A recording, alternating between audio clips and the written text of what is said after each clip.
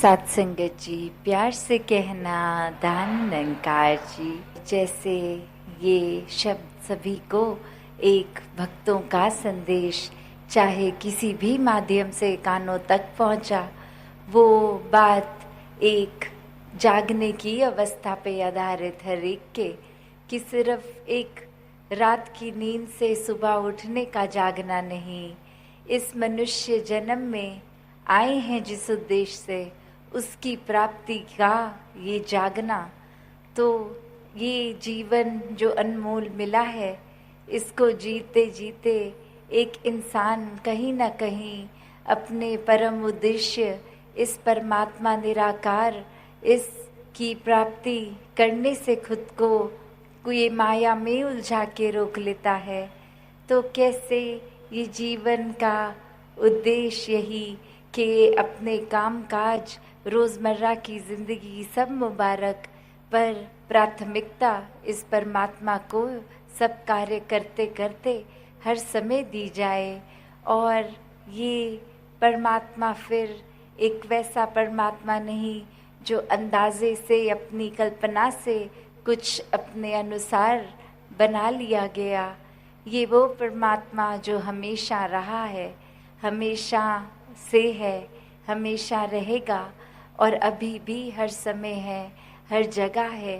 तो ये जो परमात्मा के दर्शन की हर धर्म ग्रंथ युगों युगों से भक्त संदेश दे रहे हैं कि जीते जी जाग जाओ और ये खुद अपने जीवन में ये महसूस करो, ये देखो, हर समय इसको देखो।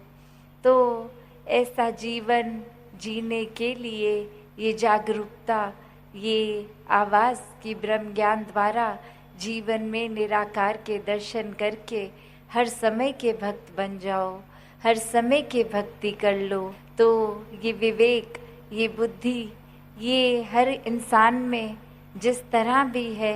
तो उसका करना क्या है, इसको एक चेतनता की तरफ लेके जाना है, सदुपयोग करना है, या सिर्फ एक दिमाग को हमेशा नेगेटिविटी की ओर ही रखना है। जो कुछ देखना है उसमें से सिर्फ बुराइयां ही स्कैन करके छांट के निकालनी है, या फिर एक दिमाग को पॉजिटिव डायरेक्शन की ओर भी लिया जा सकता है। एक अपनी सोच में इस परमात्मा को शामिल करके अपनी सोच भी खूबसूरत की जा सकती है। कैसे अपने जीवन में हर जगह, जब हर समय किसी भी सिचुएशन में जब एहसास परमात्मा का आता है, तो मन अपने आप एक सुकून का एहसास करता है। तो ये भी कोई सुविधा अनुसार परमात्मा का एहसास पर का एक वो ना रहे, उस तरह की दिमाग को ऐसे ट्रेन किया है कि पूरे दिन तो मुंह से सुमिरन नहीं निकल रहा, अचानक कोई एक अगर जा रहे हैं, कोई रास्ते में कोई ठोकर लग गई और अचानक मुंह से तब तू ही निराकार निकल रहा है।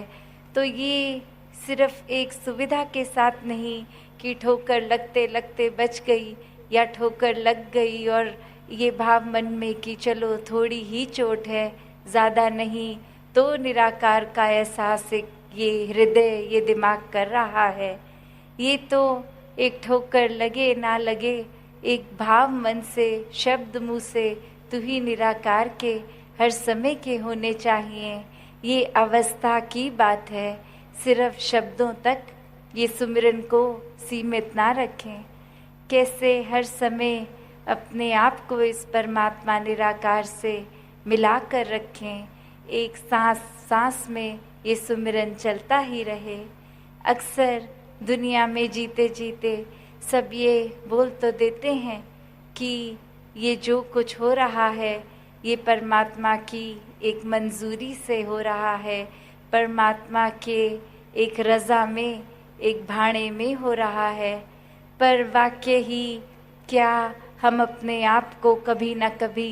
कर्ता मानते हैं, या हर समय सचमुच यही कि चाहे अच्छी चीज़ हो रही है या बुरी हो रही है जीवन में, तो वो बुरी भी अच्छी है क्योंकि परमात्मा ही सब कुछ कर रहा है। तो ऐसे ही एक छोटी सी कहानी दासी आपके आगे रखेगी कि एक समय एक इंसान बहुत ही अपना बगीचा गार्डन खूबसूरती से रखता था और आसपास वाले सबको वो गुजरते हुए इतना खूबसूरत रखता था कि सड़क पे कुछ देर रुककर जहाँ से वो व्यू नज़र आता था वहाँ निहारते थे और कुछ तो उससे परमिशन लेके घर में जाकर वो बगीचे को नज़दीक से बगीचे के अंदर से भी देख के निहारते थे। और ऐसे ही एक बार घर का दरवाज़ा खुला रह गया और एक जंगली जानवर आकर बगीचे को बुरी तरह से नष्ट कर गया। अब वो व्यक्ति जो घर खुद नहीं था वापस आके नज़ारा देखता है तो वो अब बगीचा सुंदर नहीं नष्ट हो गया। और ऐसे समय में फिर एक मन को कहता है कि चलो जो किया परमात्मा ने किया, और फिर वो लगा अपने एक बगीचे को वापस निखारने और कुछ महीनों बाद वापस से वो बगीचा पहले से भी अब ज़्यादा खूबसूरत रूप ले चुका। और अब एक व्यक्ति जो कि पिछले काफ़ी समय से रोज़ाना घर के आगे से निकलता था पहले भी, और जब अवस्था बगीचे की ठीक नहीं तब भी और अब भी, तो एक बार उस व्यक्ति को बोलता है कि इतना सुंदर बगीचा ये आपने इसको एक निखारा है, आपने संवारा है। तो उस समय वो व्यक्ति के मुंह से ये शब्द निकले, हाँ जी मैंने ही इस बगीचे को खूबसूरत बनाया है। तो बात क्या ये अवस्था में कि जब कुछ बुरा हुआ तो ये चलो जंगली जानवर आया बगीचे को नष्ट कर गया, ये तो बुराई का परमात्मा का एक श्रेय दे दिया गया। और जब एक क्रेडिट एक कोई तरह से एक मुबारकबाद मिल रही है, एक अच्छाई के लिए रिस्पॉन्सिबल जिम्मेवार मन पे थोड़ी सी तारीफ हो गई, तो फौरन ही हाँ जी ये बगीचा तो मैंने खुद निखारा संवारा है। तो एक बात वो नहीं कि मन में सिर्फ बुराई का समय ही परमात्मा को श्रेय दिया जाए, हर पल अच्छा समय जैसा भी ये परमात्मा की रज़ा में, और तब भी करने वाला ये परमात्मा ही। तो जीवन में हर कोई जहाँ ऐसे तो बोल लेता है कि मोह को कहाँ ढूंढे रे बंदे, मैं तो तेरे पास हूँ,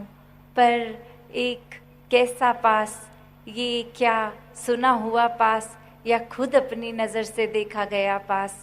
कण कण में दिखता हुआ ये पास, या फिर एक सिर्फ समय में कुछ फ़ायदा नुकसान इत्यादि के रूप में तब वो पास या दूर है।